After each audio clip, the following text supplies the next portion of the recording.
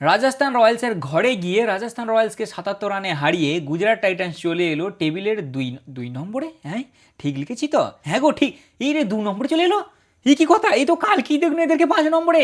Gujarat Titans চলে এলো ঠিকই তো। হ্যাঁ রে ভাই, এরা ২ নম্বরে চলে এসছে।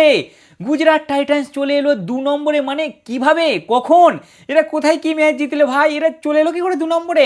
মানে এরা এসছে বলে আমি অখুশি নয়, আমি শখ যে এরা কিভাবে কামব্যাক মারলো, কখন। কোনো আওয়াজ নেই ভাই এদের কামব্যাকের, কোনো সোর সারা বা কিছু আছে? কখন আরামসে টুকটুক করে এরা যেমন ব্যাটিং করে টুকটুক, আজকে তো ব্যাটিংয়েও ভাই ধোঁয়া ছুটিয়ে দিয়েছে, মাজাক সে আটকে বিশাল ব্যাটিং করেছে। বোলিং তো ভালো করেছি, তার সাথে ব্যাটিংও টপ ক্লাস করেছে, বাট কামব্যাকও কেমন চুপি চুপি মেরে দিলে চলে এলো ভাই এরা ২ নম্বরে। ২ নম্বরে চলে এলো গুজরাট টাইটান্স। আরসিবির অত সুন্দর সিজন স্টার্ট, পাঞ্জাবের অত সুন্দর সিজন স্টার্ট, রাজস্থান রয়্যালসের অত সুন্দর সিজন স্টার্ট, এমনকি দিল্লি ক্যাপিটালসের অত সুন্দর সিজন স্টার্ট থাকার পরেও এরা সব থেকে টপে, সবের টপে আছে তোমার সানরাইজার্স হায়দ্রাবাদ, আর তারপরে আছে গুজরাট টাইটান্স। ১৪টা পয়েন্ট হয়ে গেল ভাই এদের অলরেডি। অলরেডি ওই 4টে টিমের অত ভালো স্টার্ট হওয়ার পরেও এখনও ওদেরকে ম্যাচ জিততে হবে, তবে যে ওরা এদের কাঁধে কাঁধ মেলাতে পারবে, মানে এরা এগিয়ে গেল ওদের থেকে এরা এগিয়ে ভাই, মানে কীরকম কামব্যাক মারলে গুজরাট টাইটান্স। এরা সত্যিকারের আন্ডারগ্রাউন্ডের বাজ পাখি ভাই, বুঝলে, সত্যিকারের আন্ডারগ্রাউন্ডের বাজ পাখি।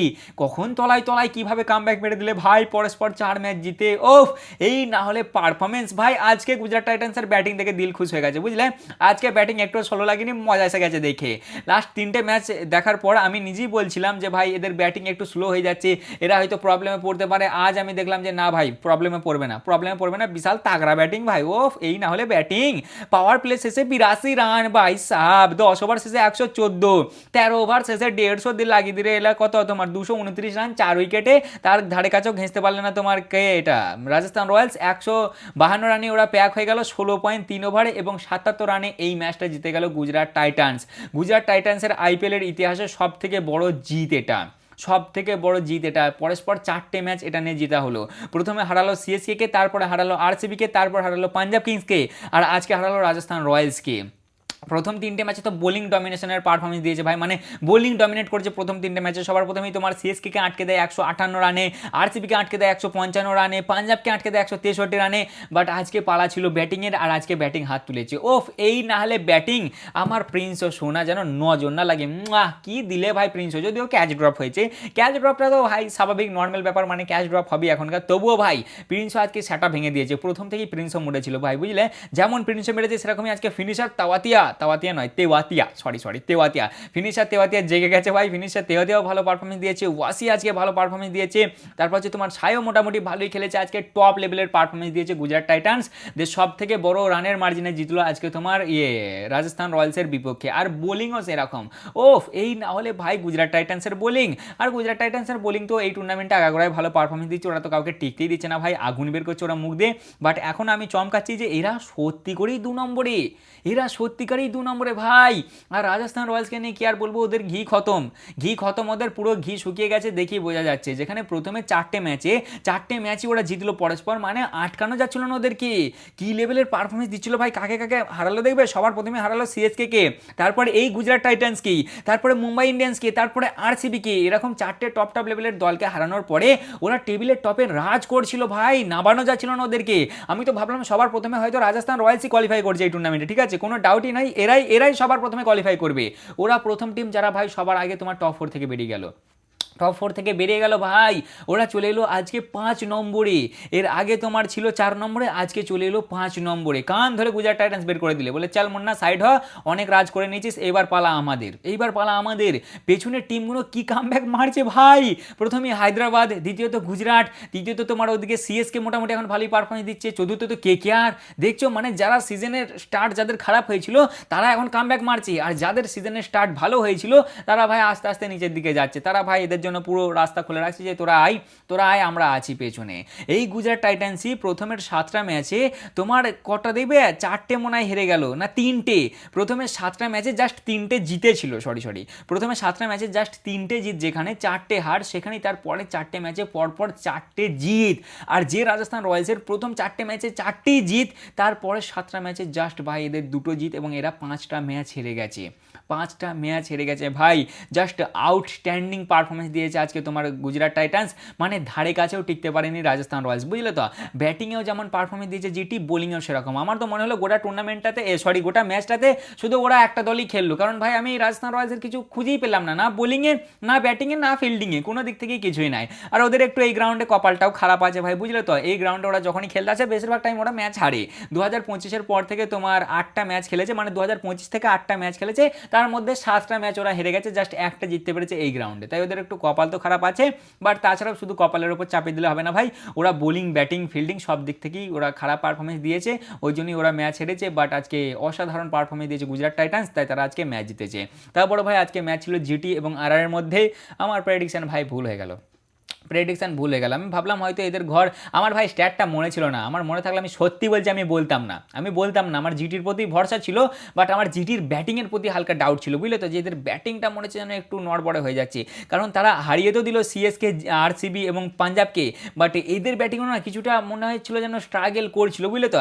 যেমন দেখো না, সিএসকে সামনে 158 রান এরা বানালো ঠিকই, সিএসকে সামনে ভালোভাবেই করে দিয়েছিল, আরসিবির সামনে আরসিবি 155 রানে প্যাক হয়ে গিয়েছিল এদের সামনে, আর এরা সেই রানটা চেস করতে তোমার 16 ওভার লাগিয়ে দিয়েছিল, আর এদের 6টা উইকেট পড়েও গিয়েছিল, বুঝলে তো, ওই জন্য মনে হলো হালকা স্ট্রাগল করছে। তারপরে পাঞ্জাবের সামনে, পাঞ্জাবকে এরা 163 রানে আটকে দিল, তোমার 9টা উইকেট ফেলে দিয়েছিল, সেখানেই এরা ওই 63 রানটা চেস করতে তোমার মোটামুটি 20 ওভারই লাগিয়ে দিয়েছিল, জাস্ট একটা বল বেঁচেছিল, 19.5 ওভারে যে ম্যাচটা শেষ হয়, আর এদের 6টা উইকেট সেখানে পড়েও গিয়েছিল, 163 রানের চেজে না, 63 রানের চেজে এদের 6টা উইকেট পড়ে গিয়েছিল। ওই জন্যই আমি বলেছিলাম এর আগের ভিডিওতে, আমার মনে আছে যে জিটি হালকা মনে হচ্ছে ব্যাটিংয়ের দিকে স্ট্রাগল করছে, কোনোদিন প্রবলেমে পড়তে পারে, বাট আজকে আমার সম্পূর্ণ ভুল ধারণা এরা ক্লিয়ার করে দিয়েছে, জাস্ট আউটস্ট্যান্ডিং ব্যাটিং পারফরমেন্স ভাই। তো আমার প্রেডিকশন ভুল হয়ে গেছে, কি আর বলো, আজকে আমার প্রেডিকশন ঠিক হবে আজকে, ঠিক আছে।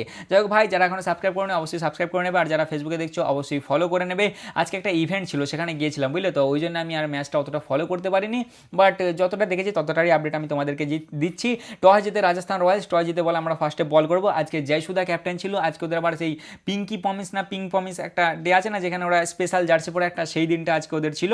আর আমি দেখেছি যারা স্পেশাল জার্সি পরে না, স্পেশাল জার্সির দিনগুলো বেশিরভাগ মানে অন্যান্য দলগুলোর জন্য খারাপই হয়, যে কোনো দলই দেবে স্পেশাল জার্সি যেদিন পরে না, মানে বেশিরভাগ টাইমে তারা হেরে যায়, আমি এটা লক্ষ্য করেছি। এই যে আরসিবি এবারে গ্রিন জার্সি পরেও মনে হয় হারলো দিল্লির সামনে, যতটা আমার মনে আছে। যাই হোক ভাই, এরা দলে দুটো চেঞ্জ করে রাজস্থান রয়্যালস, এরা হিটমায়ার আর ইয়াশ পুঞ্জাকে নিয়ে আসে, আর ওরা জাস্ট একটা চেঞ্জই করেছিল, ওরা মানব সুদারের জায়গায় নিয়ে এসেছিল তোমার সাইকে। প্রথমে বললো যে প্রসিদ আসবে, বাট সিচুয়েশন দেখে এরা সাইকে নিয়ে এসেছিল। যাই হোক ভাই, এদের সবার প্রথমে বোলিং শুরুতে হয় যে জোফরা আর্চার, তোমার টপ লেভেলের বোলিং করছিল, সে প্রথমের ওভারে 18 রান খায়। 18 রান, ওভারটা কেমন করলে দেখবে, প্রথম বলই 4, তারপরে ওয়াইড 0, নো বল, ওয়াইডের সাথে 5, তারপরে আবার ওয়াইড 0, 1 2 1 দিয়ে 18 রান খায় প্রথমের ওভারে। আর সেখান থেকেই না ভালো একটা মোমেন্টাম পেয়ে যায় তোমার জিটি। প্রথমে 10 ওভার তো কোনো উইকেটই নেয়, 2 নম্বর ওভারে তুষার আসে, খায় 8 রান, 3 নম্বরে ওভারে ব্রিজেস খায় 11, 4 নম্বর ওভারে আবার তুষার খায় 15, 5 নম্বর ওভারে জোফরা খায় 15, এবং 6 নম্বর ওভারে ব্রিজেস খায় 15, এবং পাওয়ার প্লে শেষে এরা 82 রান লাগিয়ে দেয় 0 উইকেটে। এটা তোমার জিটির second highest power play total, মানে ফার্স্ট হাইয়েস্টও 82 ছিল, এটা আই থিঙ্ক 2025-এ হায়দ্রাবাদের বিপক্ষে মেরেছিল, আর এটা তোমার এইখানে মারলো। ভাই ব্যাটিং টপ ক্লাস একটা ব্যাটিং করে এরা, বুঝলে তো। যাই হোক, তারপরেই তোমার 8 নম্বর ওভারে জড্ডুদা আসে, গিলকে বল করে, একটা চান্স হয়, মানে ক্যাচ ড্রপ এরা করেছে, বুঝলে তো, একটা চান্স হয়, জয়সওয়ালদা সেটা ড্রপ করে ফেলে। অ্যাকচুয়ালি ওটা ড্রপ বলা চলে না ভাই, ওটা অনেকটাই টাফ ক্যাচ ছিল, তখন 39 রানে ছিল, বাট সেটা ধরতে পারে না গো, বাট টাফ চান্স হলেও চেষ্টা করেছিল, বাট বলবো না ওটা ক্যাচ ড্রপ হয়, ওটা সত্যি টাফ ছিল, বুঝলে তো।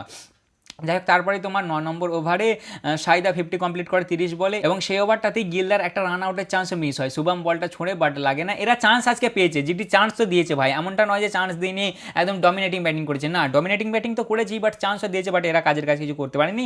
10 ওভার শেষে 114 রান লাগিয়ে দেয় এরা 0 উইকেটে। বিশাল পার্টনারশিপ এদের হয়, বুঝলে তো, দুজনের মধ্যে ওপেনিং পার্টনারশিপটা আজকে বিশাল হয়ে গেছিল জিটির, 65 বলে 118 রানের। তারপরে 11 নম্বর ওভারে ইয়াশ আসে, ইয়াশের সামনে গিলদা 50 কমপ্লিট করে দেয় 30 বলে, দুজনাই 30 বলে 50 মেরেছে আজকে, এবং সেই ওভারটাতেই সাই সুদর্শন আউট হয়ে যায় 36 বলে 55 রান বানিয়ে, এবং এদের 65 বলে 118 রানের পার্টনারশিপ হয় দুজনের মধ্যে।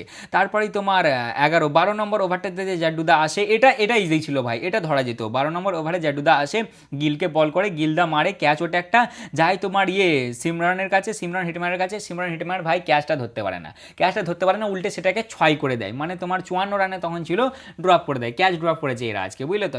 13 ওভার শেষে এরা 150 রান রান লাগিয়ে দেয় জাস্ট একটা উইকেটে, বিশাল টানে। যেখানে 10 ওভার শেষে 114, সেখানেই ভাই তার পরের 3 ওভারে তোমার মোটামুটি কত 46 রান মতো মেরেছে ভাই, বিশাল মার দিয়েছে। যাই হোক ভাই, তারপরে 14 নম্বর ওভারে জাড্ডুদা আসে, দেয় বাটলারকে আউট করে, বাটলার 10 বলে 13 রান বানিয়ে আউট হয়ে যায়। তারপরে তোমার আই থিঙ্ক 17 নম্বর ওভারটাতে ব্রিজেস আসে এবং ফাইনালি গিলদাকে আউট করে। গিলদা 44 বলে 84 রান বানিয়ে আউট হয়ে যায়। একটা ভুল শট খেলে আউট হয়, ওটা গিলদার শট নয়, গিলদা ওই শট সাধারণত খেলে না গো, বুঝলে তো, বাট তারপরেও শটটা খেলে ফেলে এবং আউট হয়ে যায়।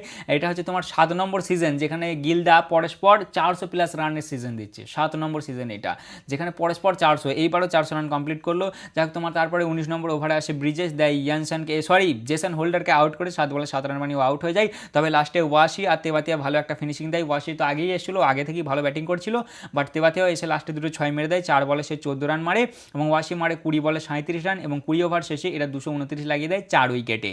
বোলিংয়ের দিকে দেখতে গেলে জোফরা 3 ওভারে 46, আচ্ছা তুষার 4 ওভারে 52, ব্রিজেস 4 ওভারে 47 খেয়ে 2 উইকেট, ইয়াস 4 ওভারে 37 খেয়ে 1 উইকেট, জাড্ডুদা 4 ওভারে 34 রান খেয়ে 1 উইকেট, আর ডনোভান 1 ওভারে 11 খেয়েছে, 1 উইকেট পায়নি কো। 1 থেকে 16 মোটামুটি 1 থেকে 6 মানে পাওয়ার প্লে 82 রান হয়েছে, 0 উইকেট, 13.66 রান রেটে ব্যাটিং। তারপরে 7 থেকে 15 মধ্যে 84 রান, মানে ভাই ভালোই মেরেছে, বুঝলে তো, জাস্ট 2 উইকেট, 9.33 রান রেটে ব্যাটিং। আর তারপরে 16 থেকে 20তে 63 রান, তোমার মোটামুটি 2 উইকেট, 12.6 রান রেটে ব্যাটিং, মানে হেভি ব্যাটিং করেছে আজকে ভাই জিটি, মানে টপ ক্লাস। আমি তো দেখে চমকে গেলাম যে এটা জিটির ব্যাটিং, যা হিসেবে যারা এরা খেলছিল না, মানে সত্যি ভাই অবাক করার মতন ব্যাটিং করছিল এরা। যাই হোক, তারপরেই আসে তোমার ব্যাটিং, কি বলো ওর নামটা, রাজস্থান রয়্যালসের ব্যাটিং। রাজস্থান রয়্যালসের ভাই প্রথম ওভারে আসে তোমার সিরাজদা প্রথম ওভারে এসে খায় 11 রান, বাট 2 নম্বর বলটাতেই ভ্যাবব সূর্যবংশী দেয় 6। এটা তো আমি আগে থেকেই জানতাম ভাই যে এদেরকে যদি এই রানটা চেস করতে হয়, মানে এরা যদি এই রানটা চেস করতে চায়, তাহলে এদের ওপেনিং পার্টনারশিপটা খুবই গুরুত্বপূর্ণ, আর সেটাই এদের হয়নি আজকে, সেটাই হয়নি ভাই। 2 নম্বর বলে সিরাজদাকে 6 তো মারে ঠিকই, তারপরে 3 নম্বর বলে ভাই সাহেব নিজের পায়ে মেরে ফেলে, মানে বল মারে আর কি, বলটা লাগে পায়ে, খুব লেগেছে, আর ওটাতেই আমার মনে হয় যে ভ্যাবব আরও বেশি ইনজার্ড হয়ে যায়, প্রচুর জোরে লেগেছে ভাই। সিরাজদার বল ছিল 2 নম্বর বলটাতে 6 মারে, 3 নম্বর বলটা ইয়র্কার করেছিল মারে, আর ভাই সাহেব ও বল মারে যে লাগে পায়ে, ছেলেটা একবারে কাত হয়ে পড়ে গেল, মানে খুবই লেগেছে, দেখে বোঝা গেল, বুঝলে তো। বাট ও ভাই সাহেব মারতে কিন্তু থামে না, বুঝলে তো, মার ও সমানে চালিয়ে যায়। প্রথম ওভারে সিরাজদা খায় 11 রান, দ্বিতীয় ওভারে রাবাডা আসে, রাবাডাকে ব্যাক টু ব্যাক 2 6 মেরে দেয় ভাই দিয়ে, সেই ওভারে খায় রাবাডা 15 রান। 3 নম্বর ওভারে আসে সিরাজদা, প্রথমের বলে 4, দ্বিতীয় বলটা ডট, তৃতীয় বলে 4, চতুর্থ বলেও 4, এটা আর কি তোমার সূর্যবংশী মারছিল ডিএসপিকে, কিন্তু 5 নম্বর বলে ডিএসপি অ্যারেস্ট করে ফেলে ভ্যাবব সূর্যবংশীকে, একটা বাউন্সার দেয়, ভাইসাব মারতে যায়, ক্যাচ ওঠে, ক্যাচ নেয় আরশাদ খান এবং 16 বলে 36 রান মানে আউট হয়ে যায় ভ্যাবব। আর সেখান থেকেই এদের গাড়িটা থেমে যায় ভাই, বুঝলে তো, মানে পাওয়ার প্লেতে রান এসেছিল, বাট গাড়ি আর সেই স্পিডে ছোটে না। যাই হোক, সেই ওভারটাতে সিরাজদা দেয় তোমার 12 রান, সাথে উইকেট নেই ভ্যাববের।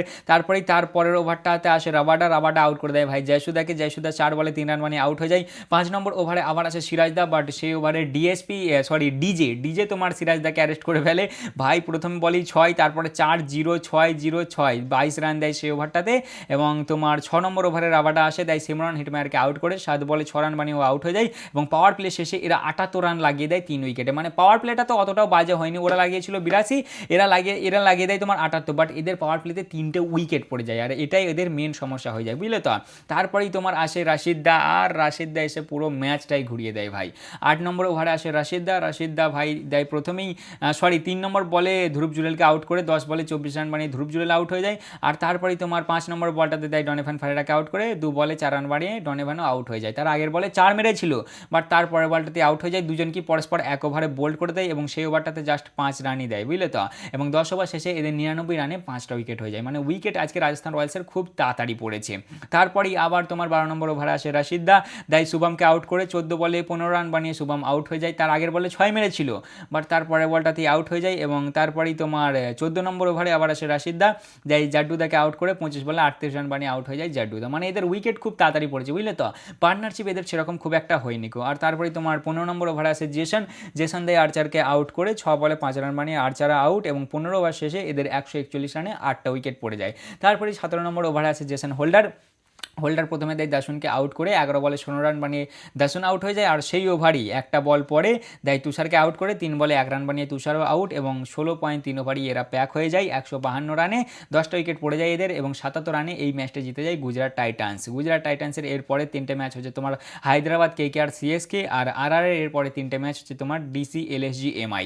এই ম্যাচটা জেতার পরে তোমার কি বলো নামটা, জিটি চলে এলো 2 নম্বরে, যারা এর আগে ছিল 5 নম্বরে। জিটি বর্তমানে 11টা ম্যাচ খেলেছে, 7টা জিতেছে, 4টে হেরেছে, 14 পয়েন্ট আছে তাদের কাছে, মানে 14 পয়েন্ট হয়ে গেছে। আর একটা ম্যাচ জিতলে মোটামুটি কোয়ালিফাই হয়ে যাবে আশা করছি, বা একটা কি দুটো ধরো না, একটাই ধরো আপাতত। আর এদের নেট রান রেট হচ্ছে 0.23। আর রাজস্থান ছিল 4 নম্বরে, তারা চলে এলো 5 নম্বরে। 11টা ম্যাচ খেলেছে, 6টা জিতেছে, 5টা হেরেছে, 12 পয়েন্ট এদের কাছে আছে বর্তমানে, এবং 0.08 নেট রান রেট হচ্ছে এদের, বুঝলে তো।